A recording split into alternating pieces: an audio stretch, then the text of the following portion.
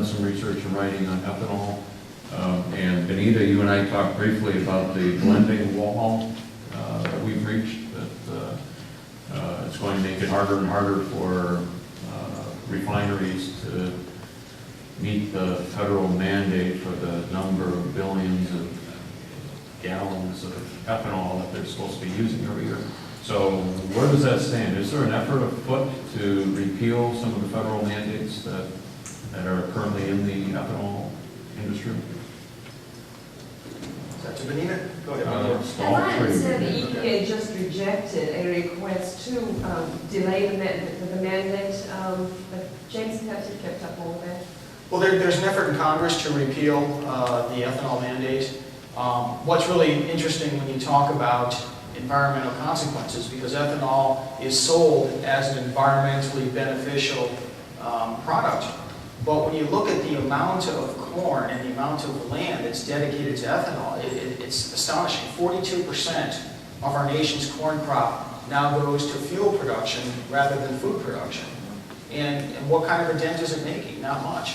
When you look at the amount of land that is being set aside for ethanol corn, it's equivalent to all the land in Delaware, and all the land in Connecticut, and all the land in Rhode Island, and all the land in Massachusetts, and all the land in Hawaii, and all the land in Vermont, and all the land in New Hampshire combined. Now, without the ethanol mandate, some of this land would be utilized to produce corn for food or for other crops for food, but also a lot of this land wouldn't be utilized or wouldn't be developed at all.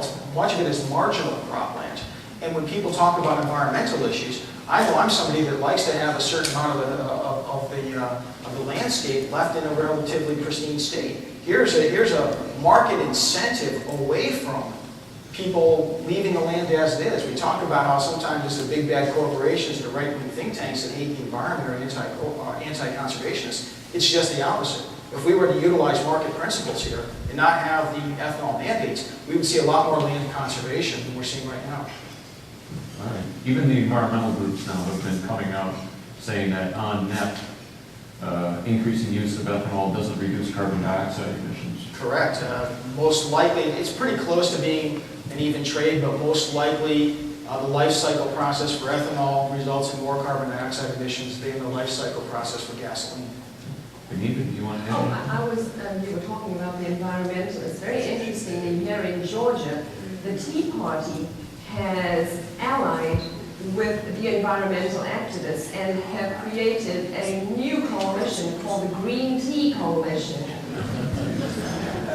And this to me is really scary. I mean, I am really worried about where the Tea Party is going with this, because we all know that the Tea Party started on limited government principles, and the environmental groups are generally more about government, many government taking over.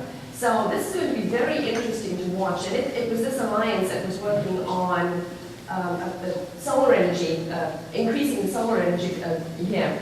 And what's going to happen now is they're going to fight more of these on private property rights principles. And I don't see how it's going to work, really. But yeah, when we see the Tea Party and the environmental activists get together. Yeah, on the one hand, that is scary.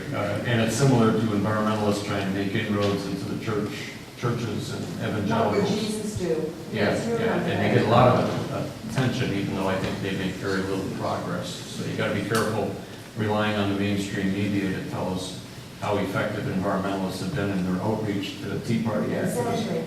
They'll get 6 guys in a room, and that's a major news story.